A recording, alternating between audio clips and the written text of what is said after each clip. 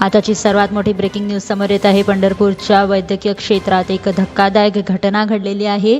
पंढरपूरच्या वैद्यकीय क्षेत्रात एक धक्कादायक घटना घडलेली आहे। तेथील उपजिल्हा रुग्णालयात घडलेल्या एका प्रकारामुळे सगळेच चक्रावले असून त्याची सर्वत्र चर्चा देखील होत आहे। रुग्णालयात आलेल्या 6 वर्षांच्या मुलाच्या शस्त्रक्रियेमध्ये हलगर्जीपणा झाल्याचा दावा आता मोठ्या प्रमाणावरती करण्यात येत आहे। त्या मुलाच्या उजव्या हाताच्या बोटाऐवजी शस्त्रक्रिया करून डाव्या हाताचे बोटच काढलं असा दावा आता त्यांच्या नातेवाईकांनी केलेला आहे आणि याचमुळे बराच वेळ तिथे गोंधळ देखील झाला। डॉक्टर वर्षा काणे यांनी ही शस्त्रक्रिया केली असून याबाबत आता चौकशी समिती नेमली असून समितीचे अहवाल आल्यावरच योग्य ती कारवाई करणार असल्याचे वैद्यकीय अधीक्षक विजय कुमार सरडे यांनी देखील सांगितले आहे। उजव्याऐवजी डाव्या हाताचे बोट काढल्याच्या आरोपामुळे आता पंढरपूरच्या वैद्यकीय क्षेत्रात मोठी खळबळ आली आहे।